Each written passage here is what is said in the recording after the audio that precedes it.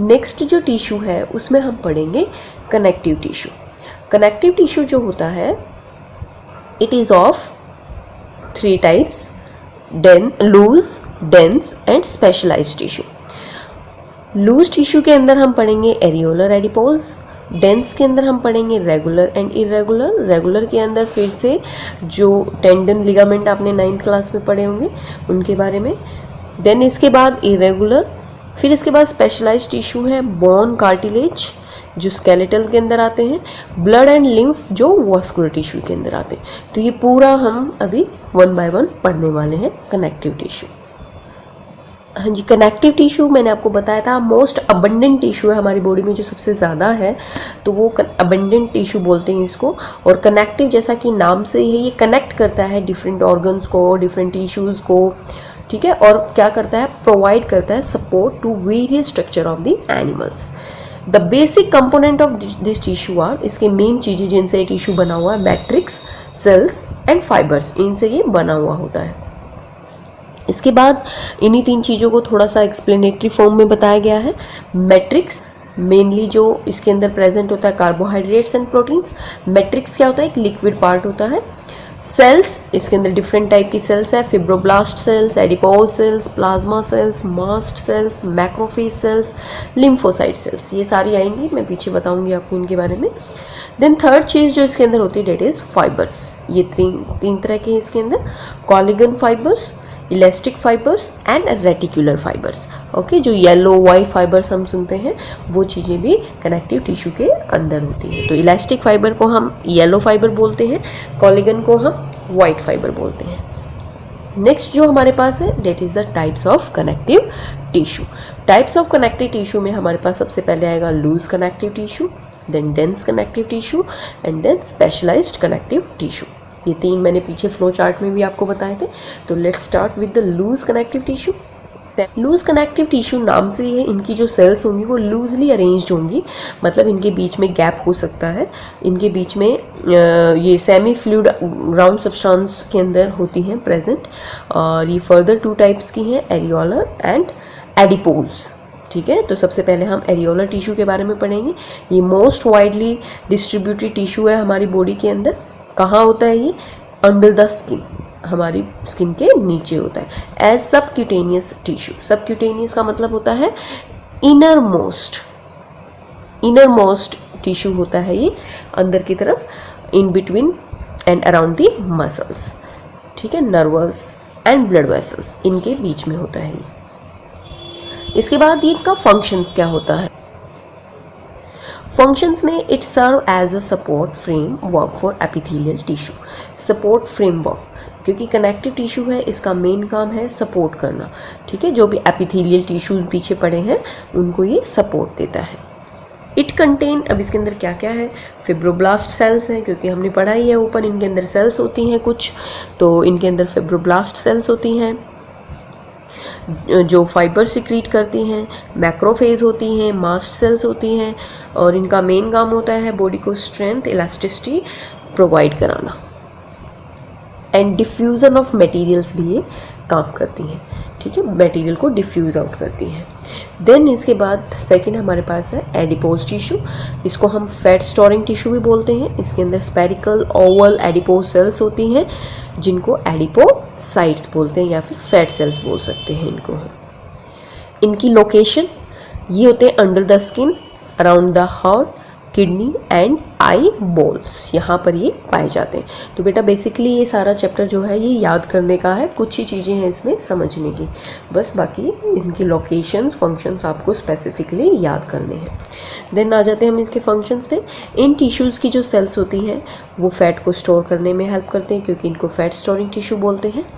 It prevent heat loss from the body की heat को बाहर नहीं जाने देते हैं, और बॉडी के अंदर जितने भी एक्सेस ऑफ न्यूट्रिएंट्स होते हैं वो कई बार यूज़ नहीं होते, तो वो बॉडी के अंदर स्टोर हो जाते हैं, किस फॉर्म में, फैट की फॉर्म में, ठीक है। एक्सेस ऑफ न्यूट्रिएंट्स कन्वर्ट होते हैं पहले फैट में, और फिर वो बॉडी के अंदर स्टोर हो जाते हैं, इसलिए फैट स्टोरिंग टिश्यू बोलते हैं इसको।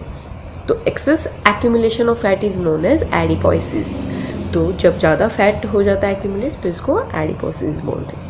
देन इसके बाद हमारे पास सेकंड जो है लूज कनेक्टिव टिश्यू यहाँ पर हमारा कंप्लीट हो गया। देन हमारे पास dense connective tissue. Dense connective tissues की जो सेल्स होती हैं या इनके अंदर जो फाइबर्स होते हैं वो कॉम्पैक्टली पैक्ड होते हैं। लूज में क्या होते हैं, लूजली पैक्ड होते हैं, बीच में स्पेस हो सकता है। डेंसली पैक्ड यानी कि टाइटली पैक्ड होते हैं। On the basis of orientation of fibres, dense connective tissues दो तरह के हैं, रेगुलर एंड इरेगुलर। ठीक है, रेगुलर इरेगुलर पीछे बताया था मैंने आपको, white fibre and yellow fibre, tendon ligaments के बारे में, तो वही अभी हम पढ़ रहे हैं। तो पहले रेगुलर टिश्यूज़ जो है, इस रेगुलर टिश्यू के अंदर हम बेसिकली पढ़ते हैं कोलेजन फाइबर, जो कि हमारे क्या होते हैं, वाइट फाइबर्स। ठीक है, ये कहाँ प्रेजेंट होते हैं, between they are present in rows between many parallel bundles of fibres. ठीक है, कैसे इसका डायग्राम बता, ये देखो, ये डेंस रेगुलर है, इसके अंदर जो ये कोलेजन फाइबर्स हैं, ये देखो इस तरह के, ये पैरेलल अरेंज है एक दूसरे के साथ, एक दूसरे के नीचे। तो ये क्या है, हमारे सारे कोलेजन फाइबर्स होते हैं। तो ये है डेंस रेगुलर टिश्यू। तो डेंस रेगुलर टिश्यू दो तरह का है, येलो एंड वाइट फाइबर। ठीक है, येलो इलास्टिक होता है और वाइट इनइलास्टिक होता है। तो सबसे पहले वाइट फाइबर्स में पढ़ लेते हैं। इसके अंदर हम टेंडन के बारे में पढ़ेंगे। ये वाइट कोलेजन फाइबर से बना होता है, जो स्केलेटल मसल्स को बोन्स के साथ जोड़ता है, इसको टेंडन बोलते हैं। ये इनइलास्टिक होते हैं नेचर में। देन इसके बाद हमारे पास है येलो इलास्टिक टिश्यू। ये येलो फाइबर से बने होते हैं, जैसा कि नाम से है, लेकिन इसके अंदर थोड़ी अमाउंट में वाइट फाइबर्स भी प्रेजेंट होते हैं। ये बोन को दूसरी बोन से कनेक्ट करने का काम करते हैं, इनको बोलते हैं लिगामेंट, और ये नेचर में इलास्टिक होते हैं। ठीक है, जैसे यहाँ पर डायग्राम है, यहाँ पर ये जो डेंस रेगुलर टिश्यू है, इसके अंदर कोलेजन फाइबर्स भी हैं और कुछ अमाउंट में ये देखो आप देख पा रहे हैं, येलो इलास्टिक फाइबर्स भी हैं इसके अंदर और वाइट फाइबर्स भी हैं अंदर की तरफ। तो दोनों ही टिश्यू है ये डेंस रेगुलर के अंदर, वाइट भी और येलो भी। देन इसके बाद आता है डेंस इरेगुलर। डेंस इरेगुलर में क्या होता है, जो ये कोलेजन फाइबर्स होते हैं ये इरेगुलरली अरेंज्ड होते हैं। जैसे इसमें तो पैरेलल अरेंज होते हैं, इसमें इरेगुलर अरेंज होते हैं। ठीक है, connective tissue has fibroblast and many fibres, mostly collagen fibres होते हैं, डेट आर ओरिएंटेड डिफरेंटली, यहाँ वहाँ ओरिएंट होते हैं ये। This tissue is present in skin, skin के अंदर ये प्रेजेंट होता है। हमारे दो टिश्यू हो चुके हैं, loose connective tissue and dense connective tissue. तो जो थर्ड टाइप है that is specialized connective tissue. जो स्पेशलाइज्ड कनेक्टिव टिश्यू है, it is further of two types, skeletal and vascular. Skeletal से आप समझ पा रहे होंगे, bones and cartilage skeletal tissues में आएंगे। वस्कुलर में आएंगे हमारे पास ब्लड एंड लिम्फ। तो सबसे पहले स्केलेटल टिश्यू से हम स्टार्ट करते हैं। स्केलेटल जैसा नाम से ही है, ये हमारी बॉडी में एंडोस्केलेटन बनाता है। ठीक है, हमारा जो अंदर का स्केलेटन सिस्टम है वो स्केलेटल टिश्यू है। इसमें जो हार्ड पार्ट होता है स्केलेटल टिश्यू का वो बोन होता है, और जो सॉफ्ट पार्ट होता है वो कार्टिलेज होता है। इनका मेन काम क्या होगा, बोन्स कार्टिलेज का मेनली ये सपोर्ट करेंगे बॉडी को, प्रोटेक्ट करेंगे, बहुत सारे ऑर्गन्स होते हैं, और हेल्प करेंगे लोकोमोशन के अंदर। देन इसके बाद इनकी डिटेल हम पढ़ लेते हैं। कार्टिलेज सॉफ्ट स्केलेटल टिश्यू होता है, ये वर्टिब्रे एम्ब्रियो के अंदर ज़्यादातर पाया जाता है, क्योंकि बहुत ज़्यादा जो बोन्स होती हैं वो स्टार्टिंग में कार्टिलेजिनस होती हैं। ठीक है, they are cartilaginous in early stage. तो उसके बाद इसका स्ट्रक्चर यहाँ बता रखा है। तो जो डायग्राम है कार्टिलेज का, इसमें आप देखेंगे तो कार्टिलेज जो प्रेजेंट होता है लैक्यूना के अंदर, ये स्पेस है, फ्लूइड फिल्ड स्पेस होता है लैक्यूना, इसके अंदर कार्टिलेज सेल्स प्रेजेंट होती हैं। जो सबसे पहले कार्टिलेज सेल्स बनती हैं उनको हम बोलते हैं कॉन्ड्रोब्लास्ट। ये यंग सेल होती है, इन्हीं से फिर आगे बनती है कॉन्ड्रोसाइट। ये कॉन्ड्रोसाइट जो सेल्स होती हैं ये थोड़ी लेस एक्टिव होती हैं एज कंपेयर टू कॉन्ड्रोब्लास्ट। ठीक है, तो इनके अंदर मैट्रिक्स होता है, सेल के अंदर जो मैट्रिक्स होता है, इनके अंदर water, protein, carbohydrates and fibres present होते हैं।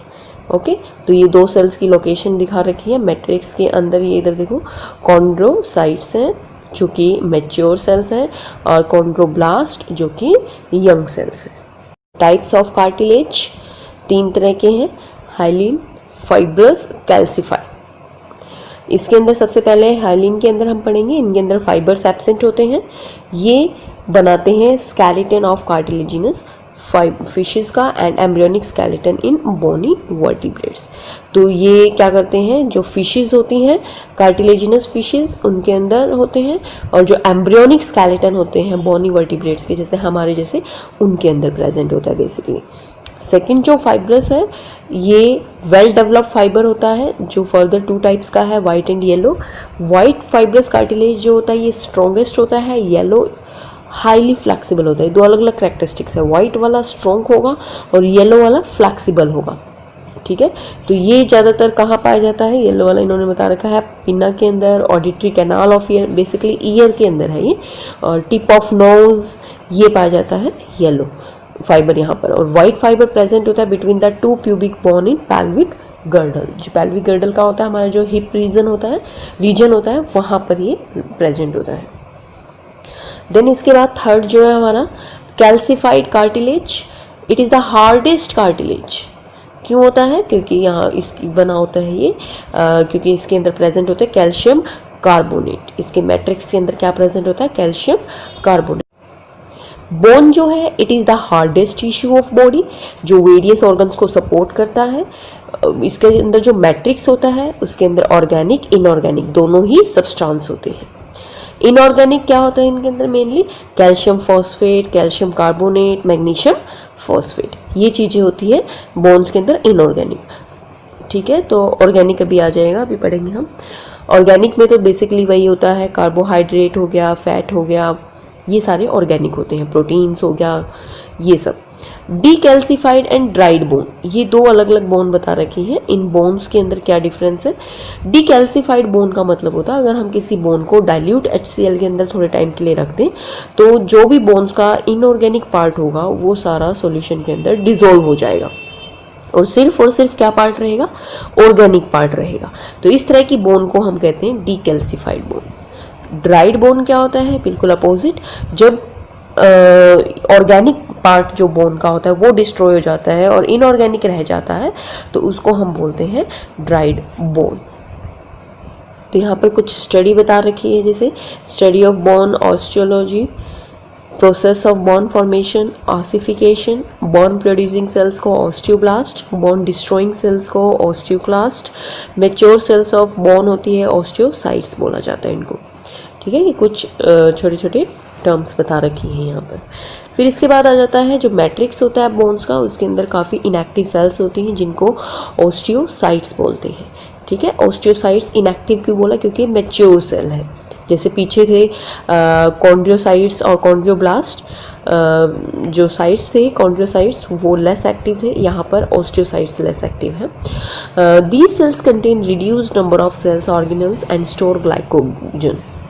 ठीक है, इनके अंदर बहुत ही कम नंबर में सेल ऑर्गेनल्स होते हैं और ये ग्लाइकोजन को स्टोर करके रखती हैं। ग्लाइकोजन पढ़ा होगा आपने, कार्बोहाइड्रेट की फॉर्म होती है जो स्टोर होती है हमारी लीवर के अंदर।